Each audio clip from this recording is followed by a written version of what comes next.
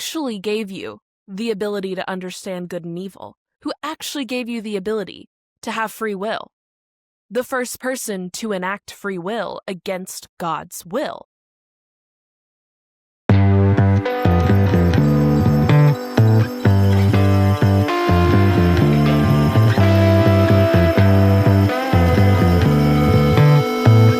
It's all about us, and it's time to bow down.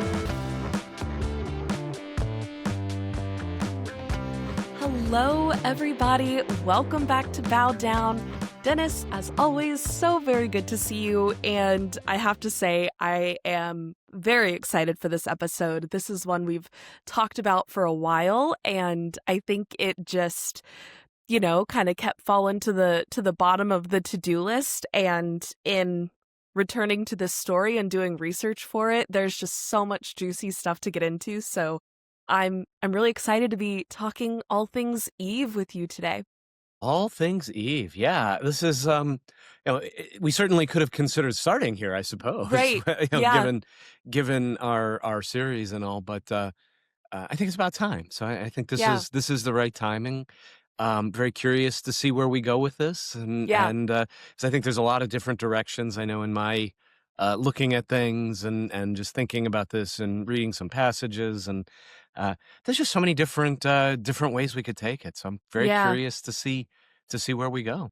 Yeah, absolutely. Well, and I'll show my hand a little bit here. Of course, we both have a predilection towards Lilith. So, of course, the creation myth in Genesis and Eve have all sorts of connections there. And so some of my research kind of rabbit holed in a certain direction, certainly. But I think we should start kind of like we always do with the actual text.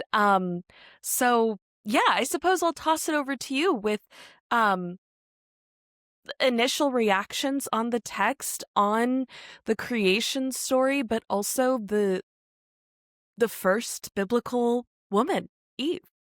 Yeah. Yeah, I agree. There's just so much to go into, but I do think starting at the beginning, in the beginning, if you will, is probably a great way to go. I mean, the first thing I'd start with is her name. So in the Hebrew, her name is, and my Hebrew pronunciations are probably bad, but is Chava, which means mother of all living, or different ways of putting that, and that's from Genesis 3:20. And I guess the question sort of I posed to myself as I was thinking through, the question that kept reoccurring, I guess, to me was if I threw out everything I had been conditioned and taught and just have sort of been imprinted upon our global, at least in Christianity, Christian world, let's say, our global consciousness of Eve and the original sin and all of all of the weight and the heaviness that comes along with it.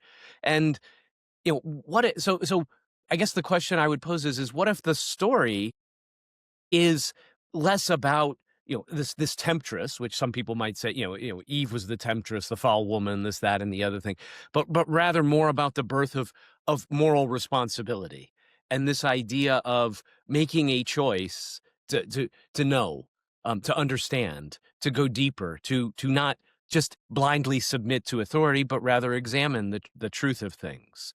And so I guess as we go through this, I would invite, whether you love Eve, hate Eve, whatever your perspective is, and I respect all views on this, but if you can, I was just curious if our listeners are willing to suspend judgment for just this piece of time we have together and just get curious and see what resonates and have as much sense as an old cow. And if we eat the hay and spit out the sticks, if it's something good, enjoy it, see how it fits in your worldview and changes your life. If not, well, cool. It's not everything is for everyone. So I don't know but I love the idea that her name is literally life, Chava. This idea of bringing life, the mother of all living, and I mean, what a better introduction or Right. commentary on femininity and the divine feminine than that, to be called the mother of all life. Yes. Yeah. And I think to go back to one thing that you said about the story not being about a temptress, but being about moral responsibility, but also um, curiosity, truly. I think it's interesting the way that these two things are within the biblical story tied together. Whereas for me, in my personal worldview, and also I think us in modern times tend to look at curiosity as a good thing, right? It tends to be colored as staying curious and being a lifelong learner and be a sponge and soak up knowledge. And the morality assigned to that curiosity here is certainly one of danger. A little bit more, well, I guess curiosity killed the cat, right?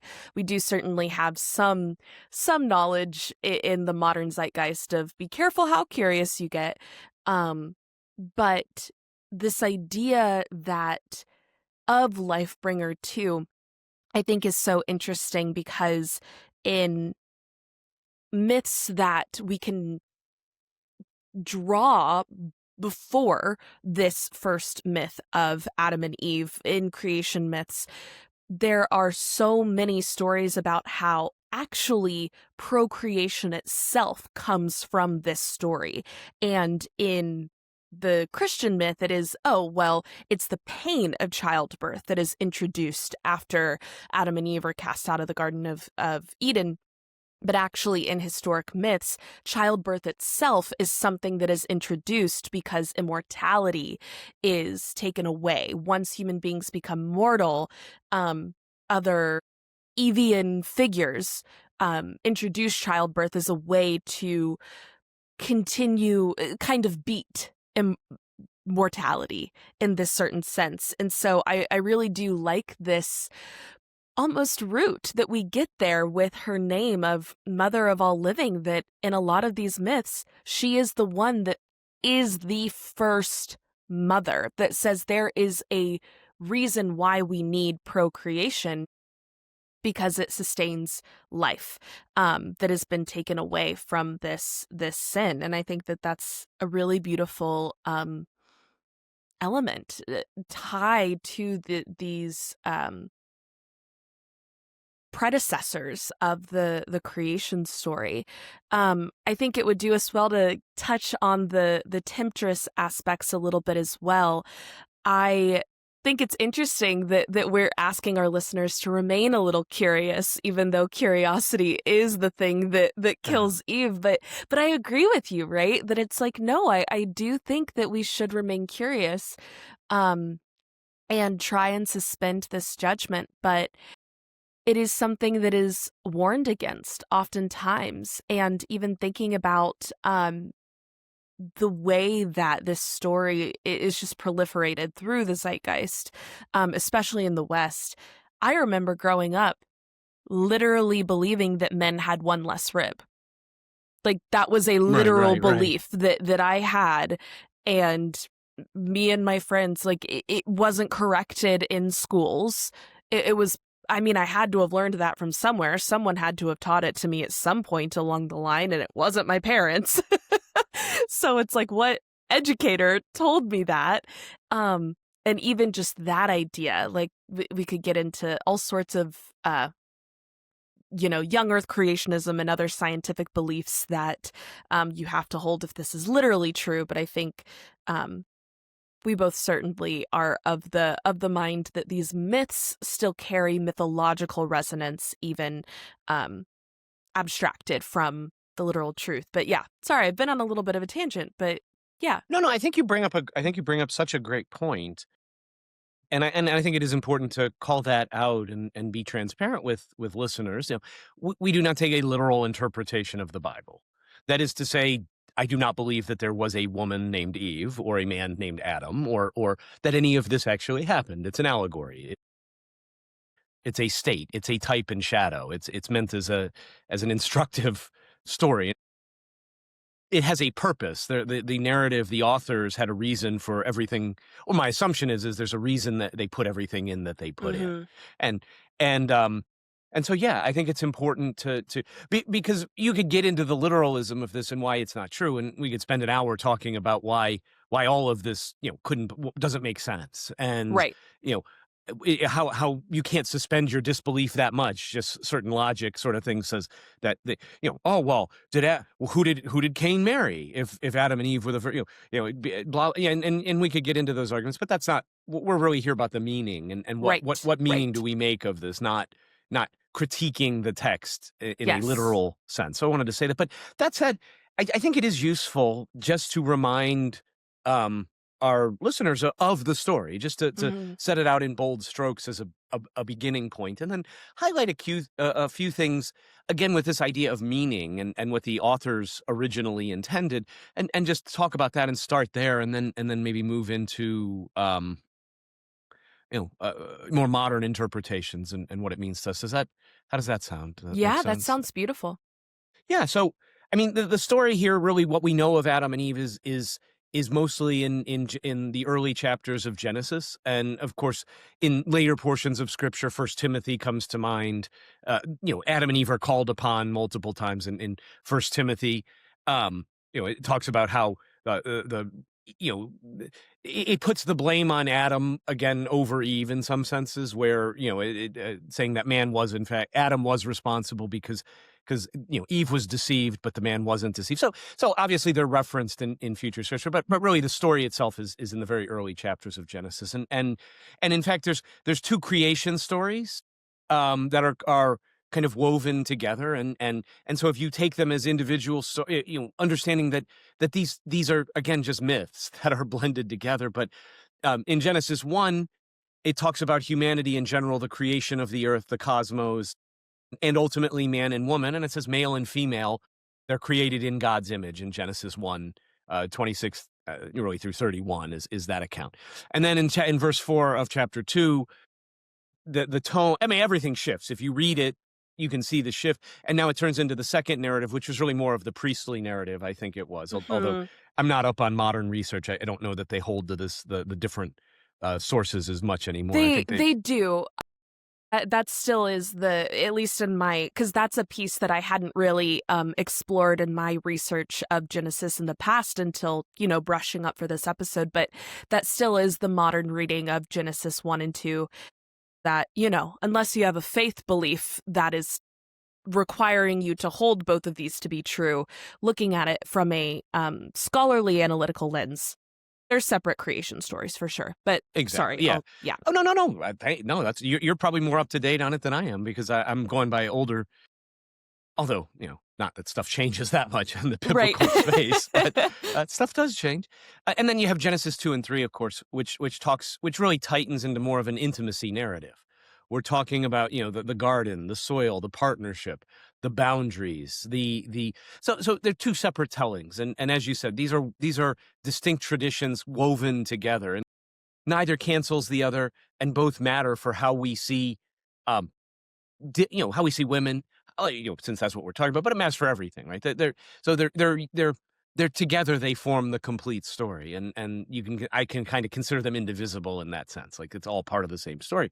Um, and so what happens? So first of all, everything's created. Then it drills down more specifically, and Adam doesn't.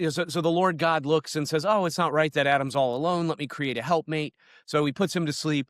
This is where you talked about the rib. Takes the word actually is it says it takes a rib, and although the word actually better means side, another way of that word, and the word, and I'm probably going to mispronounce this, is like Sela or something, is Sela, but again, it's Hebrew, and that can mean side, but the translators made it rib in one case. But and so we have this story where Adam is put to sleep. His part of him is taken or comes from his side, and Eve and woman is created. Adam names her Eve, actually, and in this case, mother of all life, Chava, and and so they work together, and then God comes along, and again, I guess it depends on what tradition you have, but as I learned it, and reading, there were two trees that the humans were not supposed to eat of, or really one tree, the tree of knowledge of good and evil, and the Lord says to them, "Don't eat from this tree. You can have any fruit you want in the garden,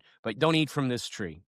And so, the Adam's busy with God. They're all naked, by the way, walking around. They're naming animals. They're living life. God comes down and walks with them. And then in chapter 3, it changes. The shift occurs, and the serpent comes along and says, now the serpent was crafty. The serpent is super clever. He says, he finds the woman and says, oh, um, hey, have you, what's going on? Oh, it's all good.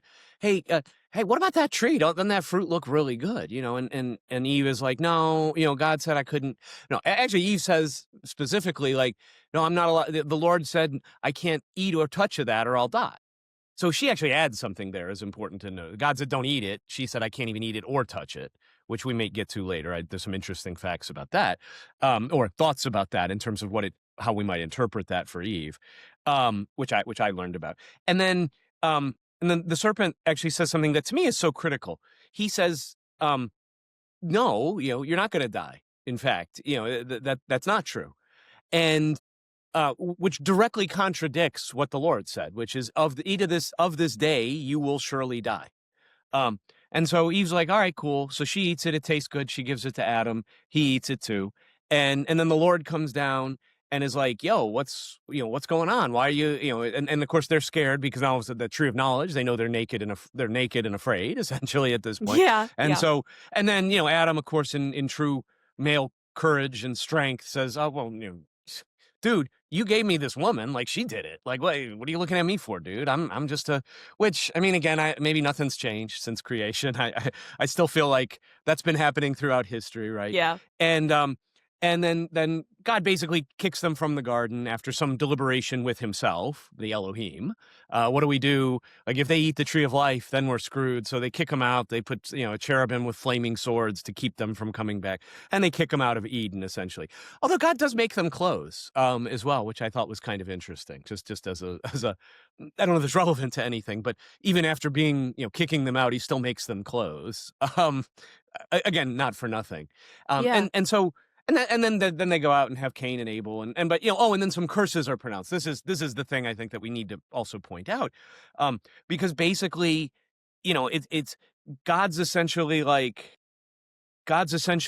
oh, well, since you did this, there's got to be a punishment, of course, because everything needs a punishment. And so you guys are going to have to work really hard to toil the ground. And, oh, by the way, women, you're really going to have a lot of pain when you give birth. Like, that's your punishment. It's going to be a misery. Like, that's what you get for messing with me. There's got to be a consequence, guys. And then kicks them out of the garden. That's my translation of basically what happens. And then Genesis goes on. They have they have Cain and Abel. Of course, Cain kills Abel. Blah blah blah blah. So we go on down.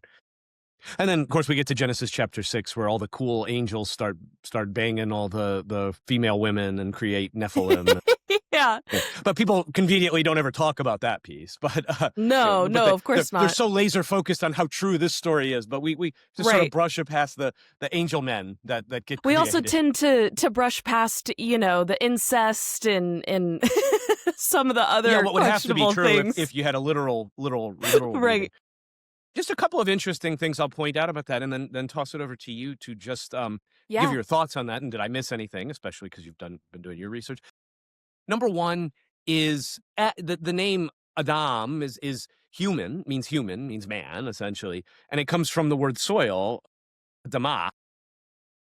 And it really wasn't a proper noun until later. The second thing is and again, some of the scriptures have been used to separate men and women. This idea that men are the superior women or I'm sorry, men are superior, women come from men. Blah blah blah blah blah. But the fact is the man and the woman in Genesis 2:23 arise together, and it's Ish and Isha. And so they arise together. And then the last thing I think that I thought was cute, so I'll mention it or interesting, was there's actually a clever pun in between chapters 2 and 3, because it talks about how in the end of chapter 2 it talks about how the man and women are naked, or in other words, vulnerable. But then it says in verse 1 of chapter 3, it talks about the serpent and how clever the serpent was. And actually in Hebrew, those two words are one is arum, and again, my pronunciation, and the other is aramim. And so there's certainly some scholarly idea that, in fact, there's a pun here to link the craftiness with the vulnerability. This idea, because these words are so close to one another in the Hebrew, and so I thought that was interesting Yeah. as well. So Oh, I really love that. I hadn't come across that, and I think, looking at the mythological relevance of all of these stories, I find myself, even as someone who doesn't consider myself a Christian, continually enamored with biblical stories, with how it situates itself contextually in history, and then how important it becomes to us, right? And to know that human beings are, through whatever creation myth you're adopting, we are the intersection between the divine and the earthly, between the holy and the human, the good and evil. Human beings' feet literally walk the ground, but where does the sky begin if not right on the ground too? Like, our feet are affixed to the earth and our heads are with the divine, right? And so to think of, even in the languaging of that it is, even before the original sin, theoretically, it's kind of embedded. Humans are this in-between. They are, yes, divine creations, but also there's something kind of vulnerable there, something similar to the craftiness of the snake that I really, really love that. I think a piece that I want to go back to before we really get into the narrative of Eve and the snake is the verse, "They felt no shame," or "and they were without shame," which I think both of those are they're slightly different to me, right? To feel no shame implies that shame does exist within this world. They were without shame, I think, implies that there may not be shame to be experienced at all in the Garden of Eden, right? That shame is not something even relevant to experience here. And that's, I believe, the very last verse of Genesis 2. So I want to say it's 2:25. Yes, it's Genesis 2:25. Adam and his wife were both naked and they felt no shame.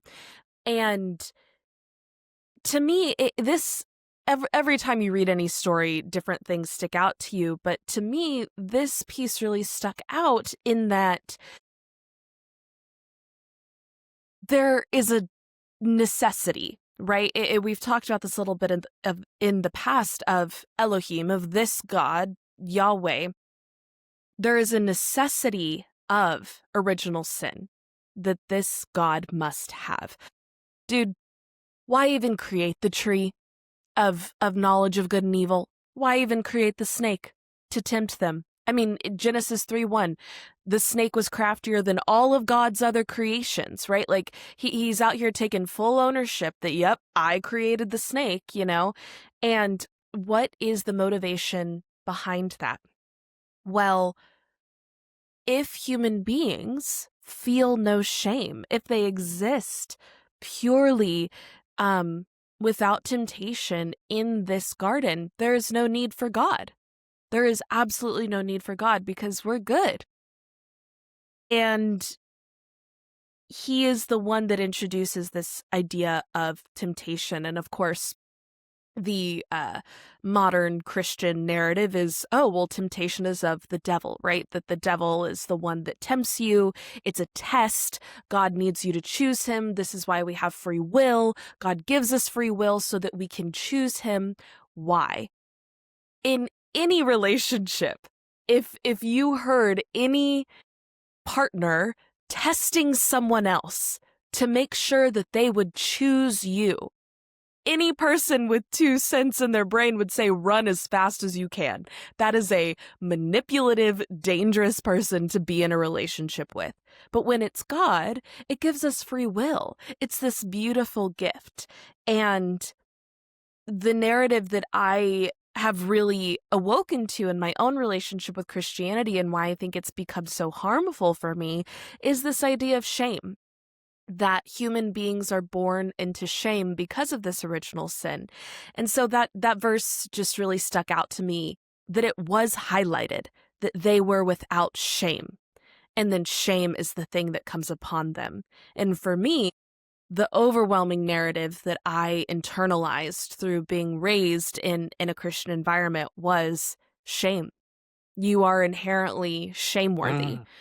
Mm. You're not good enough. Yeah. Not good Yeah. enough. The You have shame to of earn something, you're a disgrace. Yeah. right?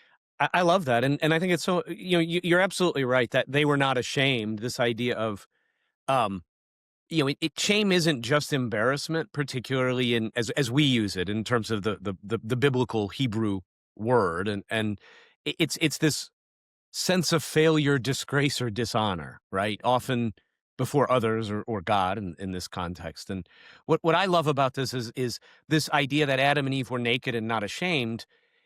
You can take that, initial reading of, being naked is embarrassing just in general, Right. like our and how much body image comes from this too, I wonder, in Yeah. terms of our bodies, right? Even this little implanting that, oh, they should have been ashamed that they were naked. We should be, but it's, to me, it's a way of the way I frame it is it's really a way of saying they lived in full vulnerability without fear, Mhm. that they had nothing to hide from each other or from God, and that they existed in a state of wholeness where exposure did not equal danger or dishonor. And I have to say, just listening to that sounds like an incredible way to live. And frankly, Yeah. it's the way I want to live my life. All of the I want to live being vulnerable without having any fear of it. I want to have nothing to hide. All I parts. want to live in a state of wholeness where I don't have to worry about being exposed. I don't have to have secrets. I don't have to have anything hidden. Um, and so I love that. And Yeah. and I think that's what I mean. Honestly, I feel like that's our message to people. I mean, these three, like, let's go back to that state. Like, Eve did nothing wrong. Like, Yeah. that's our natural state. That's the Well, state in we should exist in. wholeness, this wholeness that we're talking about that is so prized, that is put up on a pedestal, right? Like Eden is the ultimate of existence.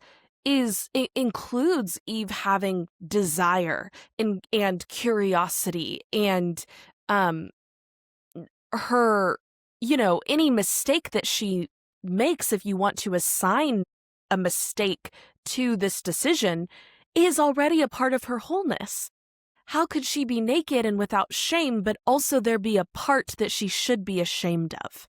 Right? Like there is built in a paradox there that is no. Having that desire, having that curiosity, wanting to understand, wanting to learn is a part of her that was naked, that was the part that God actually said, no, that's the piece that you should be ashamed of. Wow, so much here. There's just so Yeah, much here. yeah.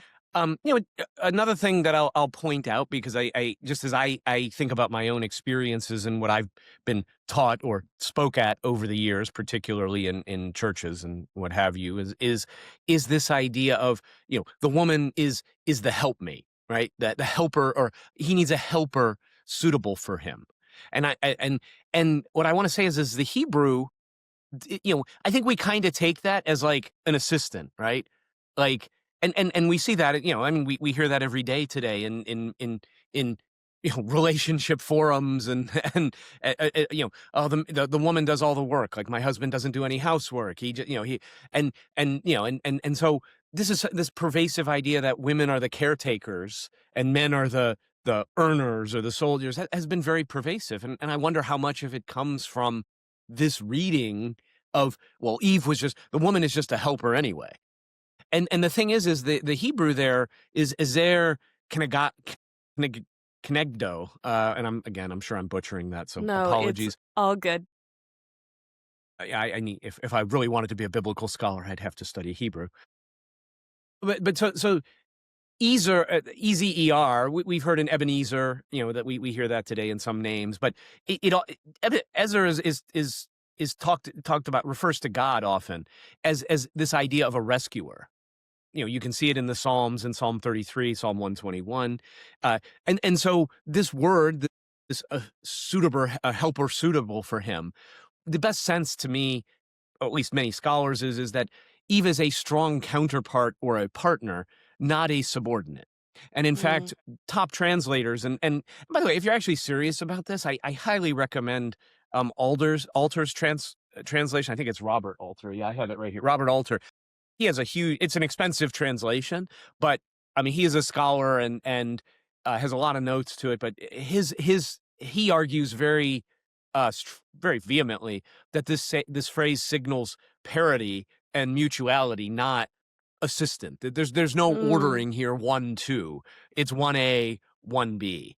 And then again, I think the other thing we talked about, this idea of rib or side. And the Hebrew word there again, silah, can mean side, as in the side of the tabernacle was used with this word.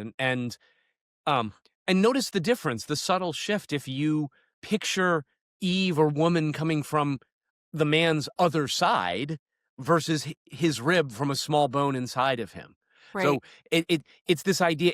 To me, the one is well, you came from me, and I mean, parents, mothers. My mother used to say that to me. I brought you into this world. I can take you I out of can it. take Right? you out of it. I Yep. heard that one over and over again.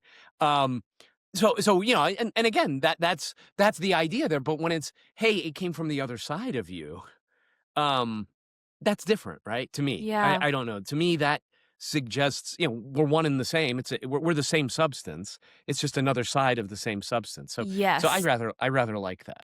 No, I thank you for bringing that up as well. I think in establishing it's like these are like the establishing shots of the movie, right? If we had establishing verses, these are the ones that kind of set up what is about to unfold. And there is this narrative that it's like, well, Eve was the helper.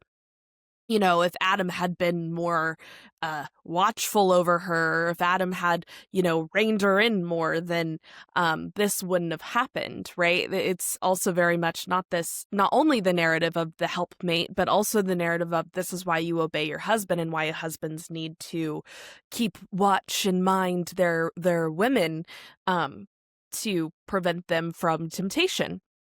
But when you think of it in this partnership way, it is very much, I think, the way that we're moving into understanding relationships that healthy people want to be in, right? Partnerships.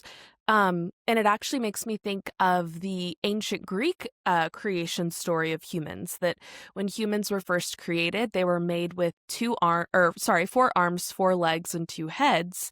And I think it either Kronos or Zeus, a titan or a god of some kind, was afraid that this creature was way too powerful and was going to be able to overthrow the gods, and so they split the human being in half. And that's this Greek idea of where soulmates come from, is that actually when you find your other Oh, half, it is got it. uniting one whole human, which I think is really lovely in a lot of senses, but also to think of that idea in this side, right? Like you are a side, you are a half, you are this, 2 sides of the same coin. They're of equal weight, I think is really beautiful. And you talked a little bit about the etymology of the name Adam as well, and how it comes from Adamu or Adama. In I want to say it's traced back to 1200 to 1550 BCE ish, which around this time is when we also see written language start to come about. And when we're dealing with written language, that's also when we know we're dealing with the patriarchy, right? Like in the technological revolution is also around the same time that patriarchy begins to be entrenched into human history. And there's a Canaanite myth of the story of creation. I believe it was discovered in the 1970s in the Fertile Crescent-ish area, that there were new tablets discovered that were telling this Canaanite myth. And the name Adamu can actually be traced back to this Canaanite myth of creation that is an earth goddess. And that the name Adam, coming from soil, coming from earth, actually was this earth goddess. And through, we know that cultures borrow from each other, and even in this idea of like different tribes have different pantheons and different deities, that when they interact and trade with one another and communicate with one another, or even fight and battle one another, these myths merge. And that's why we see similarities across creation stories, and these kind of nods to different types of gods and goddesses that are actually quite similar archetypally. I think the most obvious example of this is the Greek pantheon to the Roman pantheon, right? Like there's almost a one-to-one mapping. even Yeah, though it's isomorphic. right, even though we know there are slight changes there. It's a very easy example to call to. And in this Canaanite myth, Adam is a human / deity figure that is sent down by the gods to fight the satanic entity that had already poisoned the tree of life. And Adam, in trying to revivify the tree of life, actually falls to the satanic deity. And Adam in this myth is kind of presented as a demigod-like figure. And his wife is the one who sees that Adam falls to the poison of this tree, to the poison that the satanic figure had used in the tree of life. No tree of knowledge of good and evil in this one, just of life. But it becomes the tree of death as it becomes poisoned. And this is the thing that's going to take away immortality. And Adam's wife goes back to the pantheon and is like, y'all, this is bad. Adam failed. We need to do something. How about you give me the ability to create life? And in procreation, Adam's wife, and I'm forgetting the name of the deity in this myth, which is such a shame, but that is the thing that restores the tree of death to the tree of life and death. Because, yes, we don't have immortality anymore, but the human lineage continues. And I just thought that was such a cool, flipping on its head of, no, procreation, the pain of procreation isn't the punishment, it's the solution to this original sin. Now, this myth comes about 200 to 500 years-ish before Genesis is written, theoretically. So we know that, of course, they're like even the name Adam, Adamu, coming from even before this story, an earth goddess being changed into this deity that is sent to earth, right? And is an earthly deity. So there's that shift already, but we have this kind of sacred divine partnership in Adam and Eve-like characters. We have this tree, and we have a satanic figure that is poisoning this, and this tie to immortality, mortality.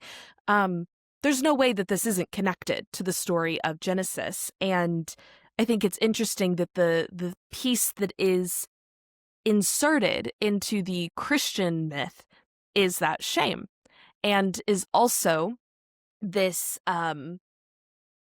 idea of like punishment, the morality that you brought up earlier, right? That the human beings are the ones who have fallen, not that Satan is the problem.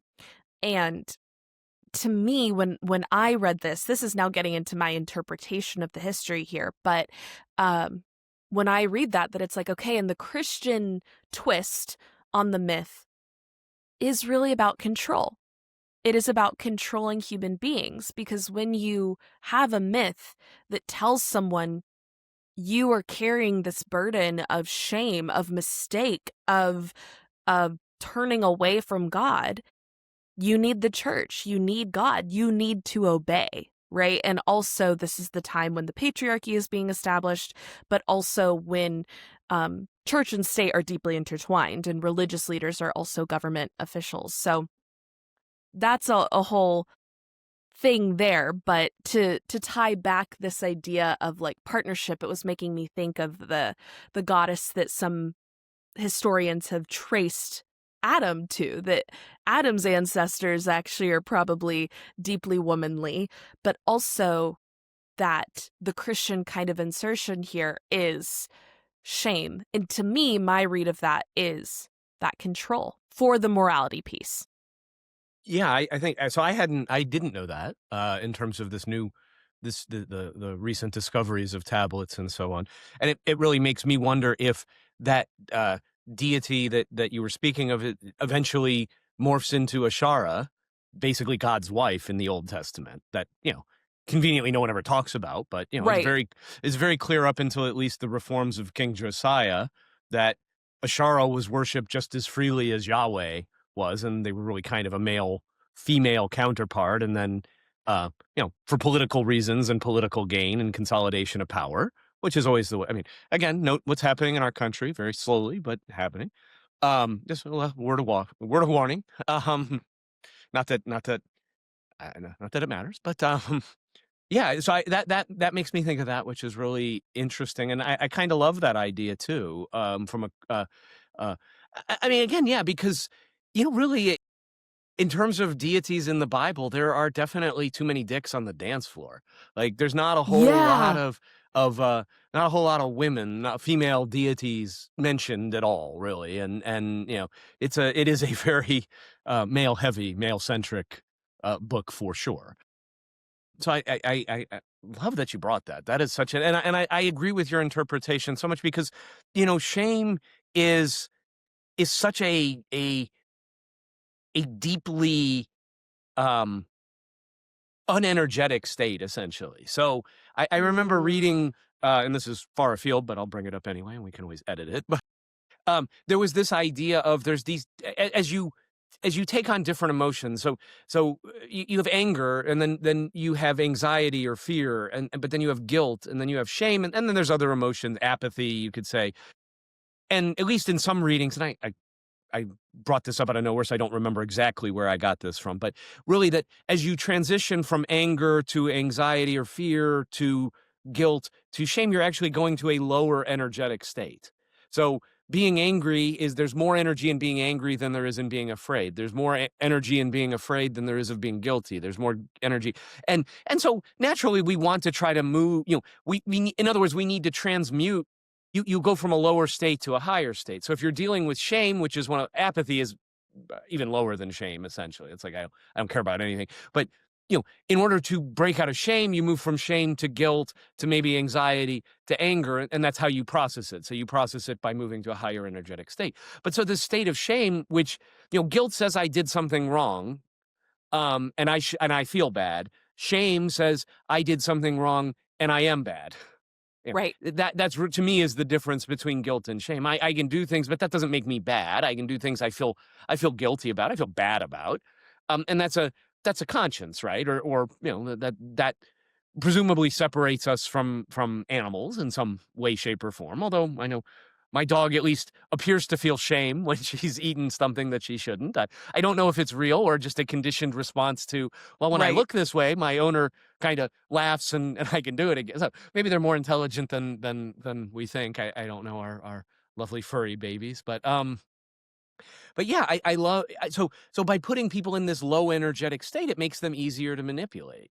It makes them Mm. easier because they're at a lower energy. So it would make sense why, if you wanted to stop somebody, if you wanted to control somebody, to make them feel ashamed, puts them in a much more suggestible state, I would say. They're much more likely to just do whatever you say or listen to you or start to believe things. So I think from that perspective, as an emotional manipulation, a tool of manipulation, of control, yeah, I mean, that would be my playbook. Make them feel ashamed. Yeah. If Right. you can make somebody feel ashamed, you've changed the all of a sudden now you're on high ground in any argument you have because you've taken the high ground in the argument if you can make somebody feel shame.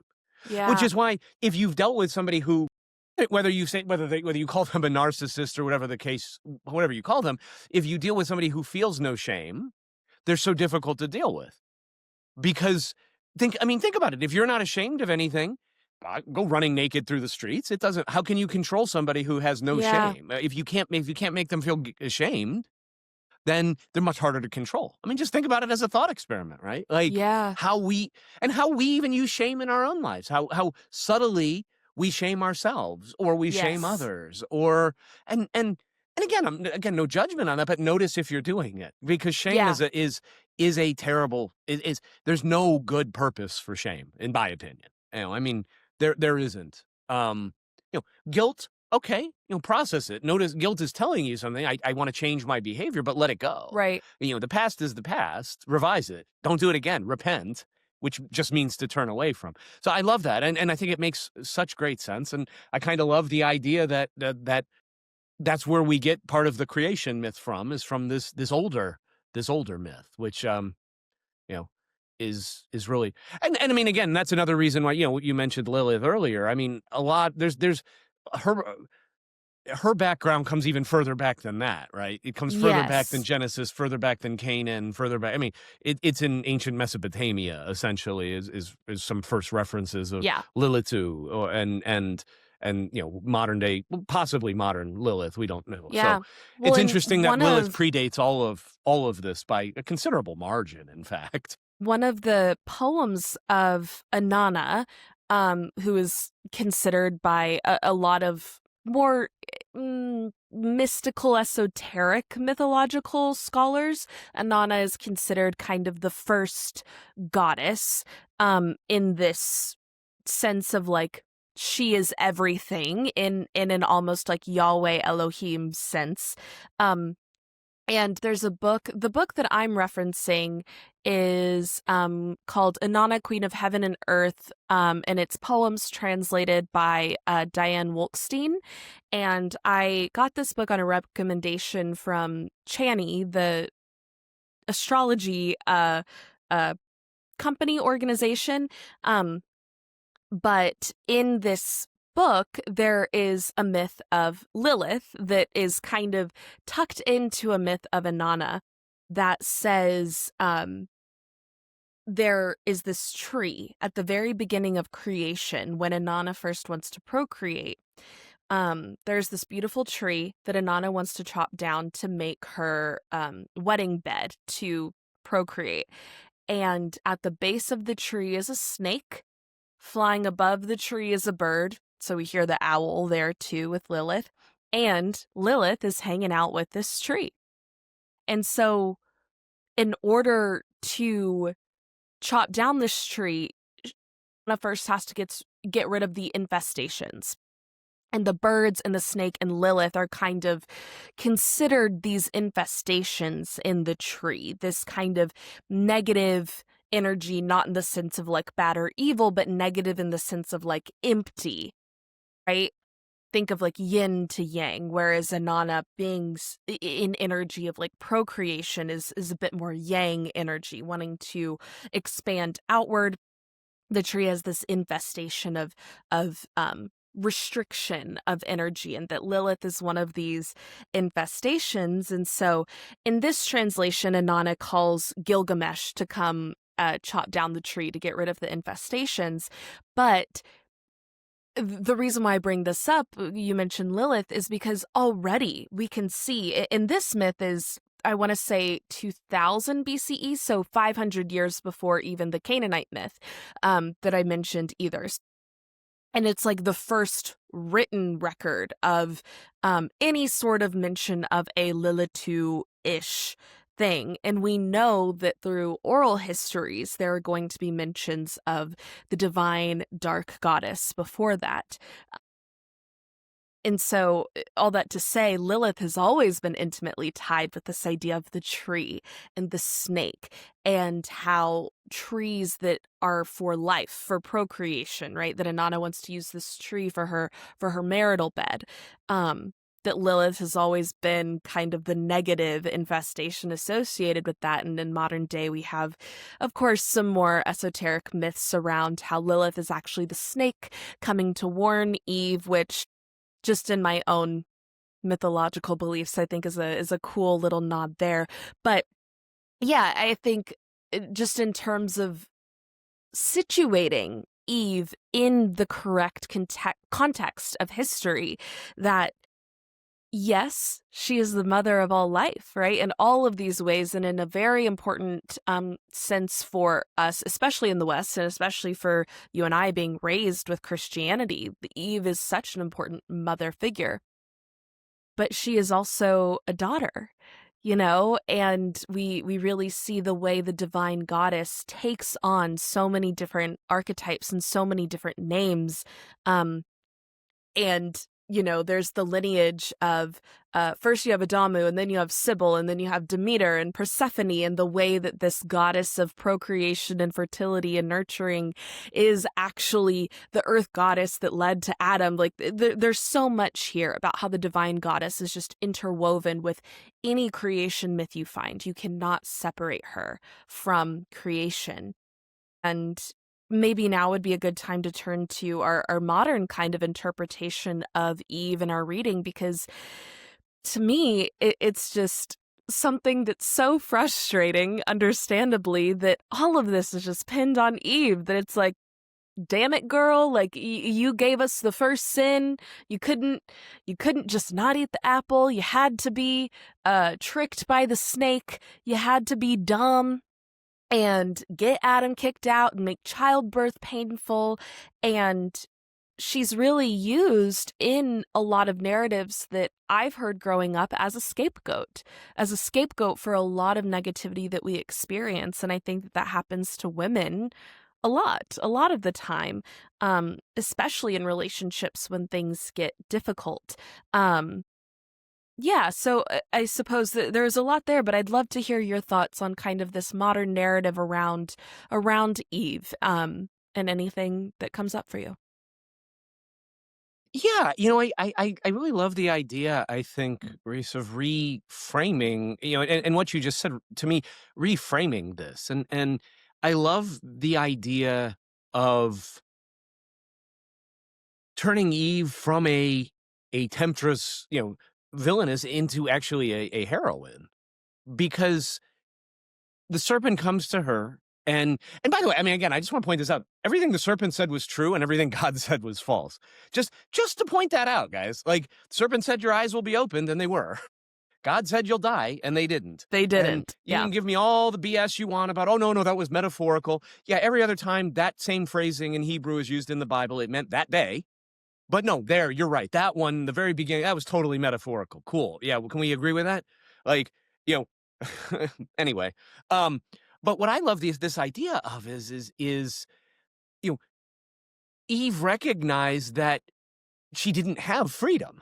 Like, after the serpent pointed this out, she sought knowledge, or what does the knowledge of good and evil mean? And if you look at other places in the Bible, and a couple of references that I found were Deuteronomy chapter 1, 2 Samuel, it's this idea is marking moral discernment, or mature judgment, if you will. And so one way of looking at the tree of knowledge of good and evil is staging a transition to moral agency. So in other Mm. words, you're taking upon the responsibility of your own moral agency. And so therefore evolving in some senses, becoming, and there's good and bad to that. It's actually pretty easy Right. to live life completely amorally.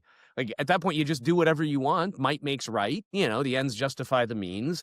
I have no need to help my fellow man unless it helps me. But when all of a sudden now moral agency this idea of moral agency, this idea. So I love the idea that in some senses, Eve can be thought of almost as a Promethean figure, right? Mm, Bringing light to man, if you will, bringing this idea of enlightenment, of moral agency, of knowledge, of freedom in some senses, for responsibility, is she brings that to humanity in this story.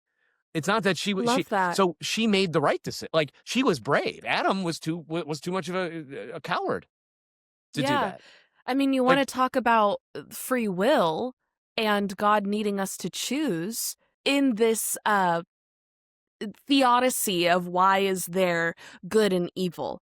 The typical apologetic answer is because we need to go through this journey. We need to understand morality. We need to understand the hero's journey, the human experience, and God needs us to be able to choose him and choose to spend eternity with him. And that's why we have good and evil. That's why morality is important, is to be able to reach this level of divinity. It's like, okay, if we buy that theodicy to be true, which I have problems with, but let's say we buy that theodicy to be true, who actually gave you the ability to understand good and evil? Who actually gave you the ability to have free will? The first person to enact free will against God's will.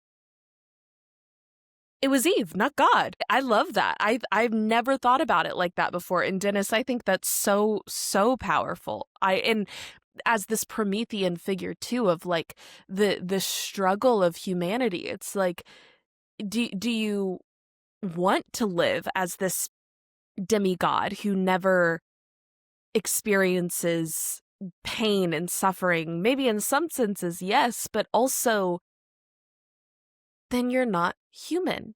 To be fully human, to be whole, truly whole, like you were talking about earlier, wholeness with every single part of yourself, that includes the desire, that includes the curiosity.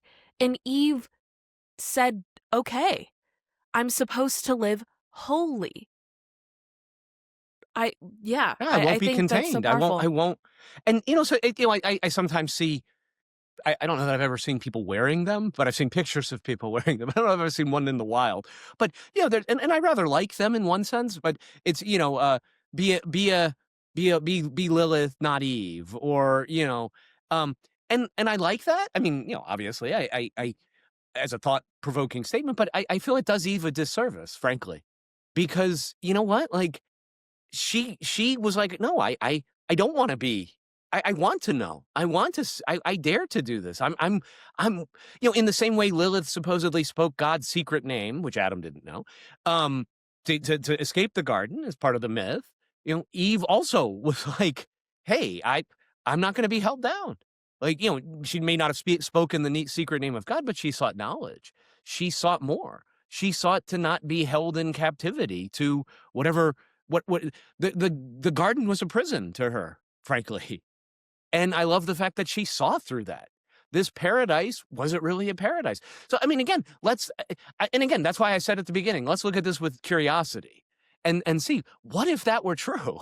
What if you reframed it that way? How does it change your understanding? And that's why I love the idea of, again, the Gilgamesh epic, where Lilith is in the tree and you have the snake in the tree. And so this blending of that is a beautiful thing to me. I mean, one other thing I want to point out about Eve, Eve does say to the serpent, God said, don't eat it or touch it, which again, we know God just said, don't eat it, said nothing about touching it. Now, something I found in sort of the course of reading through this is another way of looking at this is, and because I'm not rabbinical scholar, I don't practice Judaism, but there's this idea of a fence around the Torah that Jewish scholars will talk about. And it's an idea of you put an extra layer of protection around the moat of, so God said this, but we put an extra layer of protection around this. So God said, don't eat it. We're going to go a step further to make sure we're safe and not even eat it or touch it. And so in that sense, there's a provocative way of looking at Eve as the first holitic thinker, setting an actual boundary or a hedge around this. And again, I thought that was kind of cool. Another way of thinking about it, because to me that goes hand in hand with what I said around her being more enlightened, seeking knowledge, wanting more. And again, I know these two are kind of contradictory in a sense because she's disobeying, but her intent is not to disobey. She saw reason. She saw her eyes being open to something to go after, because that's what the serpent promised. On this day, you're going to see clearly. Your eyes are going to be open. And she said, yeah, I want that. So I don't know. I think this idea that she disobeyed, to me, good. Like, because, is it wrong to disobey an unjust law? Jury nullification. I would definitely not convict Eve. I'll tell you that much, just based on, whether or not it was the letter of the law or not. I'd be Yeah. nullifying that up and down. Totally. No, I'm glad you brought that back up because when you said that earlier, I was like, ooh, put a pin in that. I haven't heard that before and I want to learn more about it. That's so interesting. I wasn't aware of this idea of like the fencing around, but it makes a lot of sense. And it is interesting that it's like, okay, well, I've received this instruction and she's the one who is like, well, I'll go one step further until it is like, why? Why? And she wants her eyes to be open. And it also makes me think of this idea of the evil demiurge creator that certain sects believe the Old Testament talks about, that it's actually not the all good, all powerful, benevolent God that we worship now, that the Old Testament God is actually an evil creator deity. And I think this reading kind of lends itself to that, to this sense in which, a jealous God that forces you to choose him, that punishes you for curiosity. There is just something so off-putting about it that it's like I absolutely understand how certain practitioners of different sects of Abrahamic traditions got to that conclusion, that we're like, well, we want to maintain certain beliefs and certain practices, but this text lends itself to a certain reading of this creator figure. And when you think of like mother of all living, and the idea of Eve as like the first Hellenistic figure or thinker, also the idea of the first procreator, like one who actually creates something out of herself and not out of dust or nothing or whatever that might look like. She is origin in so many ways, like the first to step outside of perfection and into human experience, the first one to actually own wholeness, not just good, the first one to want to balance the light and the dark, not just have this one-dimensional experience. Like, that is so powerful to me, and it really is such a shame that the story is reduced down to be a way to tell women to mind your husband, to obey, and to not be too curious and not ask questions. But when you really crack it open, it is such a battle cry for curiosity. And I love this, we've talked a little bit in the past about how there's the mythology around Lilith actually being Adam's first wife and being banished and having spoken God's name because she actually wanted to be an equal and not a subordinate to Adam. But in this kind of reclamation of divine womanhood, I think we also see kind of like a girl power, like women supporting women story arise here. That is like, if Lilith is represented by the serpent, like to come and kind of support Eve in this, right? If Lilith is represented in the tree, that it is like, come eat of my fruit and learn and know. And yeah, Lilith being the mother of all demons in a lot of sense, the mother of darkness, Eve being the mother of all living, the mother of light, that they are foils for one another. And to have those archetypal energies support one another, I think is just, I don't know, it gives me goosebumps. I really love the archetypal resonance that it feels very much like a truth for me, even though, of course, like we mentioned earlier, it's not as though this is like a quote unquote true thing. Like what story is true, what myth is true. Myths are made through humans trying to understand what it is to experience. And what is it to experience if not to be curious and want to feel whole and experience the vastness and expansion of all that this life has? And that's Eve. That I is agree, Eve. and I love looking at it that way.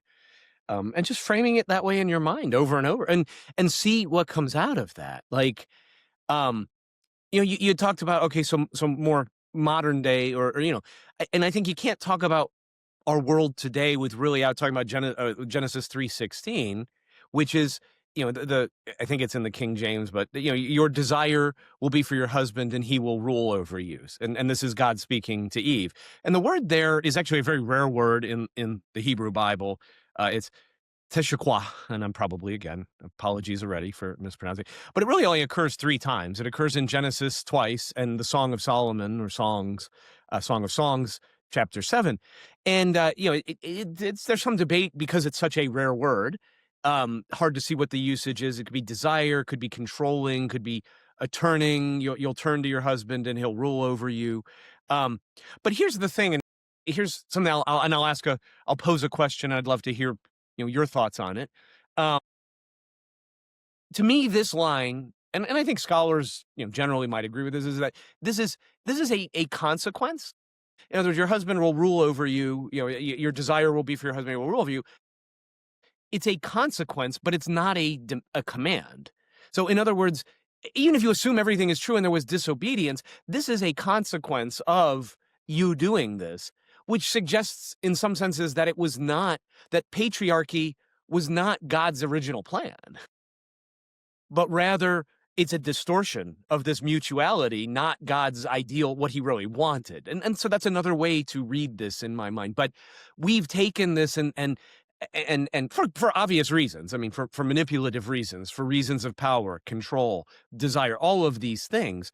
But this is, I think we've turned this into a prescription, so that man should rule over the woman, your husband should rule over you, versus a description of what happened as a consequence. So in other words, not causality, and it's a consequence. It's not the meaning behind it. And it's separating out that.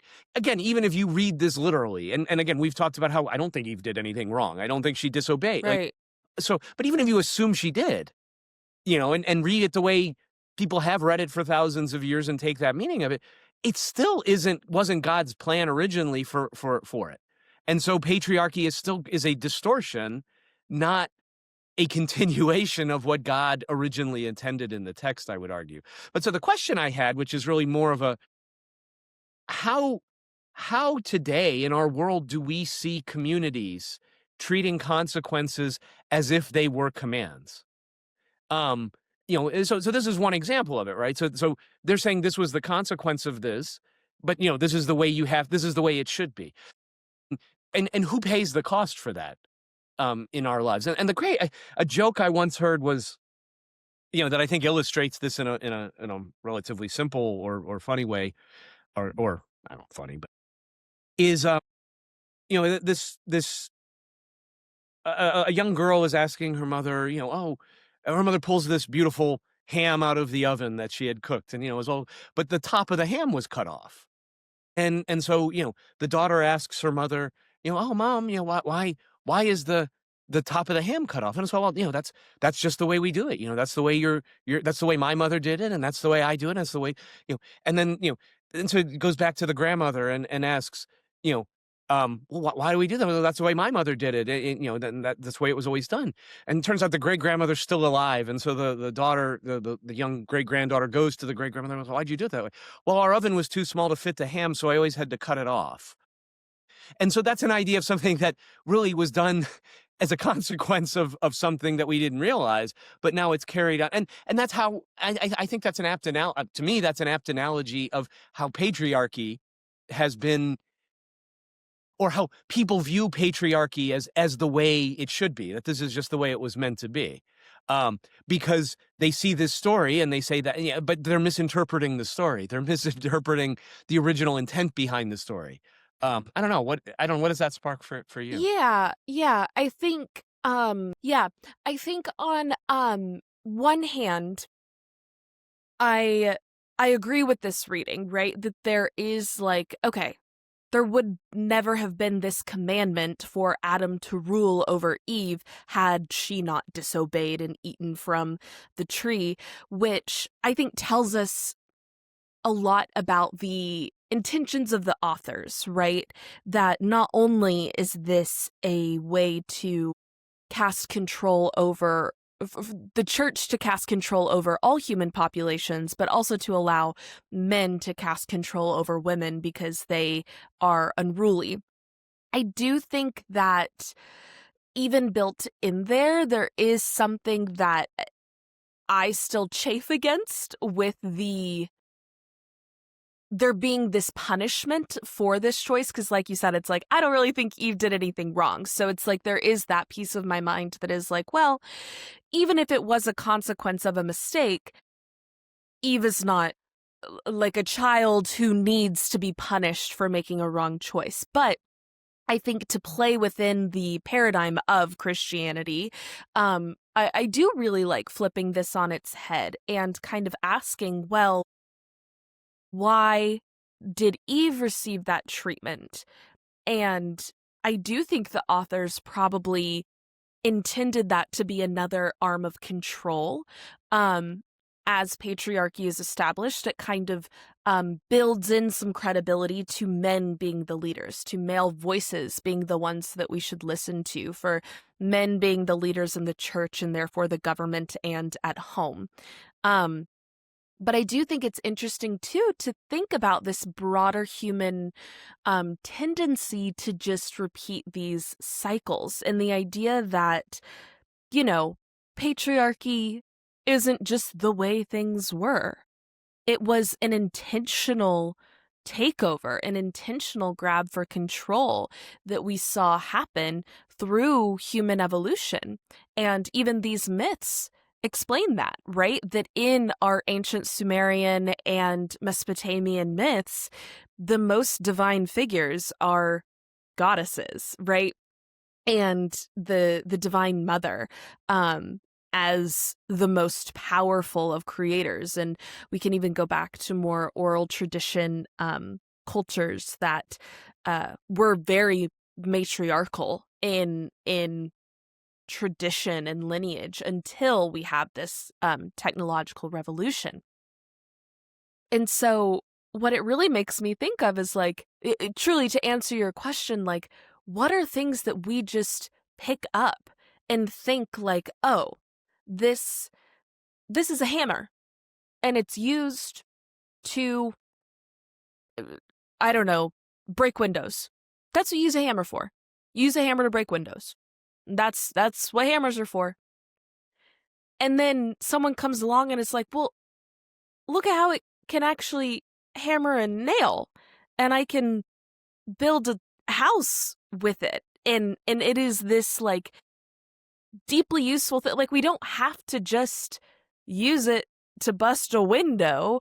And then it's like, well, but that's what it's always been used for, obviously. And then we go back and look at the myths, and it's like, no, actually, if you really go back, when hammers didn't even really look like how hammers do now, they were only used for hammering nails anyways. And someone along the way who really hated windows told us, like, no, this is the way that it has to be.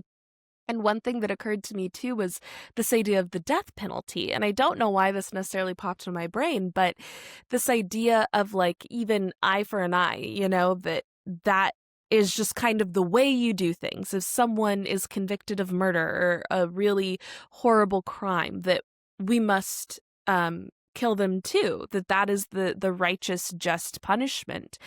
And I think it's interesting how the justice system has evolved and changed as morality has evolved and changed. And there now is this debate with the death penalty and kind of what are human beings allowed to do to one another, and do human beings take life away from other human beings? Like, do we as a culture, as a society, believe that is right or wrong? Well, if that's wrong, then even if someone does that wrong, you know, two wrongs don't make a right. And just to think that it's like, well, but that's kind of what we've always done, so we're going to keep doing it. I don't know. I don't really know if there's a strong connection there, but that just popped into my head. So I thought I'd throw it out there too. And I think the justice system very much is indicative of ways in which these patterns play out and just kind of fall into old rhythms as opposed to and we really need to be questioning why these rhythms are the way they are in a lot of ways and break out of these cycles, right? Which I think is something that we talked about last week too, that these are all cycles that are just perpetuated, and oftentimes it's the cycle breakers that are looked at as the villains, right? Like Eve as the cycle breaker, until the cycle breaker is lauded as the hero. You know, you're crazy, you're a madman until you're a genius. Yeah, yeah, Yeah, I don't know. absolutely.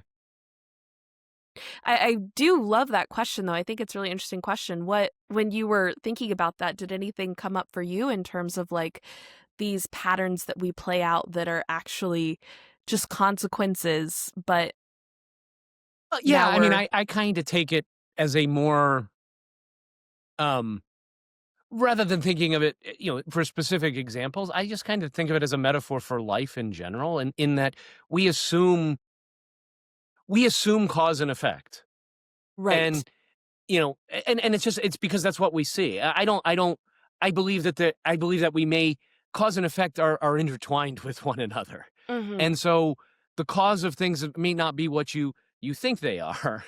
So I love it just in general as a thought question of, I mean, I assume that um I assume that I mean, here's an assumption. We assume that it has to be hard to make money. Most people assume uh, that it is difficult to make money, that you have to scrimp and save, and and and and again, you could even point to Genesis again for that. Oh, you're going to have to work, you're going to have to toil the earth. So we make these assumptions, and then we live according to these assumptions. And so what happens? Well, money becomes difficult to make. But Mm-hmm. what if you didn't believe that in the first place? So again, to me, it all boils back to belief. I mean, here's the insidious thing. Like, it can be very easy, I think, to say, well, what, I mean, you and I are having this conversation. It's like, oh, well, Eve, why don't we look at it this way? We don't feel, we don't feel Eve should be ashamed. We don't feel Eve was wrong. We don't feel that, that what we've been taught is correct. But I also, there's this idea of atmospheric pressure that we don't really, as humans, don't get. Our brains, I mean, we really don't get the idea that air is in fact an object, that it has weight, that it has molecules in it, and the further down you go, the deeper it gets. I mean, we know when we go on a plane, our ears pop, we go up high, blah blah blah blah blah. But the fact is that air pressure is everywhere, all around us. So that this atmospheric pressure is on us at all times, and it affects everything around us. It we don't know it affects everything around us, right? We only know it when it's not there, right? So we go up in the air and we don't feel it. Well, I would argue that this blame, the scapegoating of Eve from a cultural perspective, is like air pressure on all of us. Like, we Mm. have felt the weight of this generationally. I mean, it goes back forever. I mean, early reinterpretations from the book of Sirach was that from a woman sin had its beginning. And this is an early Jewish text that explicitly blames women, which, I mean, Genesis isn't blaming anybody per se. I mean, exactly. It's later on that this blame came about. Why, this need to blame. And to me, this has been centuries and centuries of this idea of original sin, that women, I don't know. I mean, I guess I'll just ask you, what a burden is that for you? Like, how has that burden, that idea of, you know, women caused original sin, all of this, I'm supposed to be under my husband's thumb, all of this that you may have heard growing up, regardless of how strongly it was taught, but it's in the air around you, it's air pressure. Yeah. How has it affected your thinking? And how has it affected, and you're an enlightened person who does a lot of reading, a lot of thinking. And I would say that you're in the high percentiles of humans, right? Who really think about these things, how much harder might it be for others who've never given this thought? It's just like, well, the Bible said it, I believe it, that settles it, Yeah. which was something that we were taught that was something we chanted at the end of every Sunday school session. That's how we close. It was, the Bible said it, I believe it, and that settles it. That's what we say. Well, I'm like, what's the song that's coming to mind is Jesus Loves Me. This I know, for the Bible tells me so. Like, not because I feel loved, not because I know what love is and this is what love feels like, but because the Bible tells me he loves me. And again, I'll draw the comparison to a toxic relationship. Um, just because an abusive, whether emotionally or physically, partner says they love you does not mean they're loving, does not mean they're a good partner. How many abusers, harm their partner that they claim to love and immediately after say, "I'm so sorry, I love you, I promise I'll never do it again." Um but we must believe because the Bible tells us so. More directly to your question, I think it's hard to parse out. And I think it's hard for anyone because it is the air that we breathe, the water that we swim in. And an analogy I'm thinking of is like in the David Foster Wallace Kenyon College commencement address. It's one of the most beautiful commencement addresses I've ever heard. It's one of my favorite speeches. I highly recommend it to anyone. But he tells the parable of two fish swimming along in the water, and they're just having their normal day. And the old wise fish swims by and says, "Morning, boys, how's the water?" And, keeps swimming by. And then the other two fish look at each other, and one of the fish goes, "What the hell is water?" And it's kind of like that. Even once you are aware that you're in water, you still have to kind of tune in and remind yourself, "Oh yeah, this is water. This is water. This is water. That's what's happening. Like I'm in this. I'm in this pattern. I'm in this cycle. This is reality." And it's so easy to forget. It's so easy to just slip in, to let the momentum just kind of roll. And it's the conveyor belt of life, right? That David Foster Wallace talks about in the speech, but Alan Watts talks about it too, that it's this kind of like you get plopped on this cycle of behavior and tradition, and it's so easy to let the current take you. And even those that are aware of the current have to continually call it back to mind because the current is such that it you don't notice it unless you notice it. I love that. I actually think that is It so powerful as a metaphor, not for what we're talking about here, for life in general. Yeah. In the same, because I would argue that exactly what you said, we're swimming in it every day. Yeah. But that is our power. We're swimming in the fact that we make our own reality every single day, but we don't know it. And just like the fish, how's the water? Well, I could ask you the same thing. How are you manifesting today? Like, how are you Yeah. creating today? How's creation going for you today? Because it's the exact same thing. And in the same way, we need to remind ourselves that is who we are. I remind myself of that every single day because I forget it. Because again, our minds are just an organ. They're just physical. Our brains are what we think we're so brilliant. Our minds is just a flesh organ. Mm-hmm. It's a skin. It can't get these things because it doesn't see it. It doesn't feel it. It doesn't touch it. It doesn't. That's all it's designed is a way of organizing the world as it gets it. It doesn't know what to do with past and future because it doesn't exist to that organ. It exists to us as a spiritual being. So I love that. And I would say it's the same. So what we're, even in this podcast, we are in some senses swimming upstream Right. we are swimming against a rip current of thousands of years of scapegoating, of blaming, of patriarchy, because, I mean, men are physically more powerful, and for a very long time, that might makes right. At the end of the day, I'm bigger, I'm stronger, I'm going to take it from you. I mean, that's what existence was. I mean, our modern sensibilities are very modern relative to our genetics, and Right. and I mean, I mean, it's a drop in the bucket of our genetics. So to expect us to all of a sudden become enlightened beings in a couple of generations is kind of expecting a fish to grow legs and walk in a couple of generations. And so what does that mean for us, or what do I take from that? Well, It just shows we can swim as hard as we want and fast as we want, but we are still swimming upstream. And so Right. we're going to be dragged downstream sometimes. We Well, don't have the energy. We don't have it. I mean, you and I have tons of energy. We are generators. We have our own energy source. And so we can, but it's not an infinite source, at every right. given time. There's times you have to rest. And so it's natural to forget who you are. It's natural to slip into old patterns. I mean, for me, of patriarchy, of not remembering who I am, of not being who I want to be, because that's what conditioning and society and the world around us and the Bible and religion and people teach us every single day. So don't be hard on yourself when you slip back a little bit, when you find it hard, when it's weary, because you are swimming up Niagara Falls with just your arm power, and it's hard.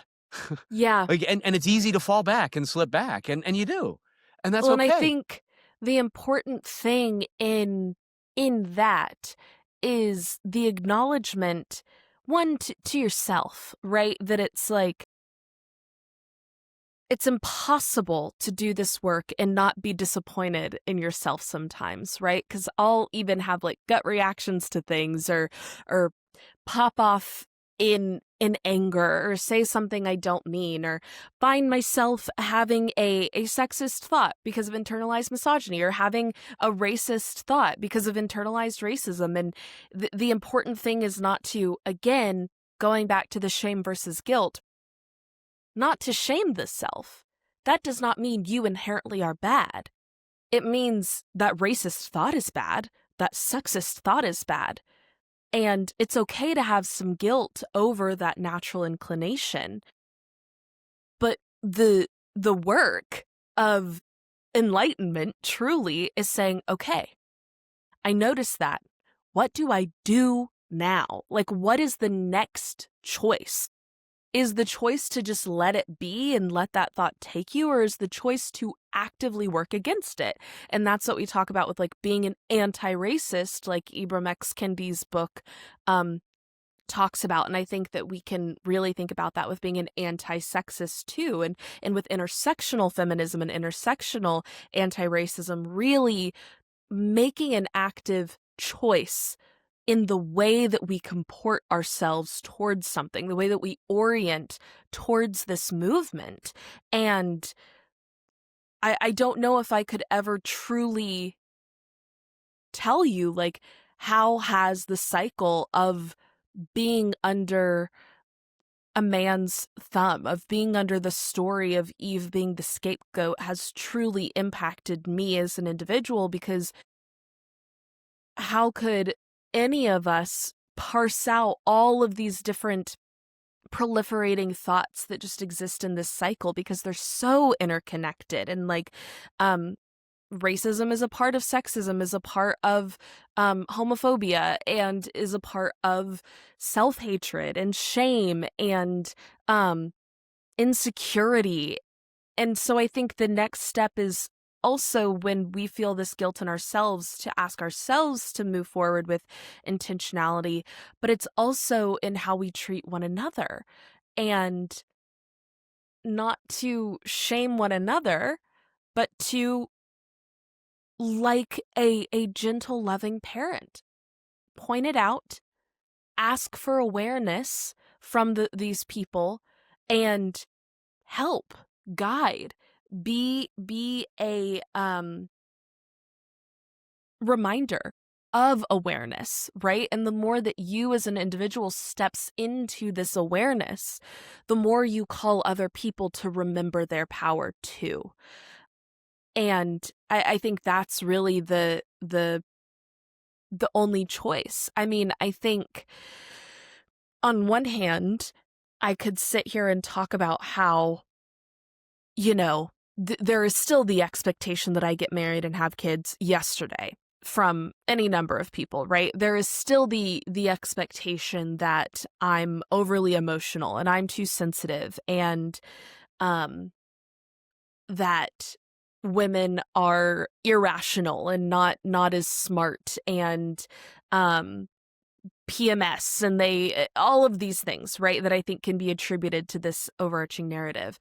But the overwhelming thing that's coming through for me right now is the Buddhist proverb, before enlightenment chop wood carry water, after enlightenment chop wood carry water.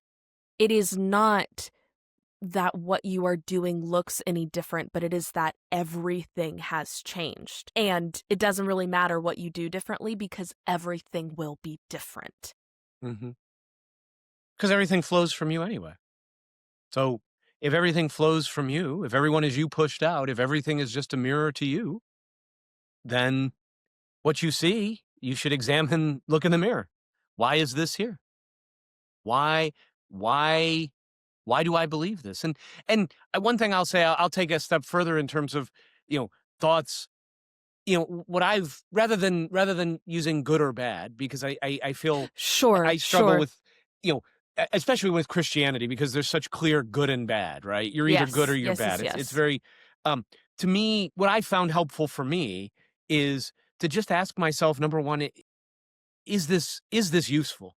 So if I have a conditioned, sexist response to something, I can ask myself, well, okay, let's understand, let's notice it. Number one, that's the first thing. Like, and listen, I wish I could say I always notice it before I say it or think it. I mean, oftentimes, sometimes it's so ingrained. And then it's to step back and think and to say, well, is this true? Is this useful, and is this true, number one? And of course, whatever the sexist thought is it's not true. I mean, it there may be circumstances where there's truth. I mean, it did happen, so factually, yes, somebody behaved in that fashion. Right. Yes, has there been a woman who was emotional during PMS? Yes, because that's chemicals. That's fucking response. Like, if you hit my knee with a little It's tendon thing, gonna hurt. my knee's gonna pop up. That's called a reflex. Like it is what Right. it is. And so does every woman? No. Like, so and how do you know what somebody else's experience is? Who are you to judge? I have no idea what a woman goes through when she's having having pains from PMS or from her body destroying itself, and rebuilding itself back up in a cycle like of life and I mean, it's such a beautiful thing. Sucks that it hurts. I hate that. I mean, what an awful thing. I mean, I had a kidney stone and I couldn't imagine having that for 3 or 4 days a month and still being smiling and shiny and happy and expected to be everything that a woman is expected to be, etc. So, Right. but nevertheless, I mean, my point in all of that is it's very easy to judge ourselves. And I mean, I've gone down that rabbit hole. But at the end of Yeah. the day, the truth is what sets you free. And the truth is none of these things are true, nor are they particularly useful for me. Like, it is not useful to have these thoughts. And in fact, it actively harms other, and it's very easy to say, well, what I do, the fact that I made this little snide comment was I was, locker room talk when I was with my guy friends out playing golf or whatever the case is. There's no harm to that. There's no harm to that.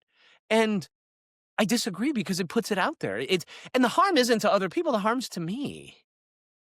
And the harm is to other people in the sense of, if I feel this way, if this is truly something that I have in me that is conditioned in me, then, as you said, that's going to push out to everything I see. And every reaction, every response I have, there's a little bit of that in there. And it's like, Well, and would you eat a cake that had just a little bit of bugs in it? There's just a couple of cockroaches. By weight, this is 99.97% cockroach free, or what? Pick your favorite, disgusting thing. So, I'm right. sorry, I interrupted you, Reese. What? No, I was interrupting you. No, but I completely agree. And I think too, with this idea of like, no, it hurts you. The thing that I go back to is, what is that even telling yourself about the divine feminine that lives within you, that lives within all of us, right? Like, even as a man discussing with your boys in the locker room, she was being sensitive. All that does is continues to tell yourself you cannot be vulnerable. And it tells these friends that you have that they cannot feel safe coming to you with their sensitivities, with their feelings. And all it does is reinforce this idea of feelings as weakness. And I go back to this idea of wholeness that you brought up in the very beginning, right? It's like, it is harmful to you very directly, and that is important because it keeps you from your wholeness, from your divinity too. And sure, it's maybe a bit more noticeable how it negatively impacts women, but I think it's just as important to talk about how it negatively impacts men too, because it really is, it makes me think of that comic that's like a bird in a cage and it's holding the two bars that are in front of it, but there's no other bars in the cage. Yep. It's like that's what the patriarchy is, It's like, I'm so mad that I'm in this cage and I'm so angry, and it's like, dude, leave the cage. But that is what that perpetuating cycle is. And it does hurt you, but it's scary to leave the cage. It is scary because there is the chance that, your wings will break, or a bigger bird will eat you, or, name anything difficult that could happen. And I think a really, really beautiful note to end on is exactly what you said, that the truth will set you free. That is the thing that allows you, that gives you the courage to leave the cage of our own making. And all of us make our own cages in so many different ways. And patriarchy is just one bar of that. And to tie it back to Eve, the truth set her free. It did. The truth set her free. I couldn't have said it any better than that. I think it's a lovely way to end it. So as always, Reese, this was a wonderful time. We went in weird places, didn't get to everything. Yeah. I'm sure I had like 10 other things we could have talked about, but we went exactly where we needed to go. And I love it. So as always, such a lovely session. You're always looking so lovely and beautiful. Thank you. I didn't get to say it this morning, so I'll say it now. I know it's my trademark, but always lovely having these conversations. So yeah, I can't wait to see what we're going to do next.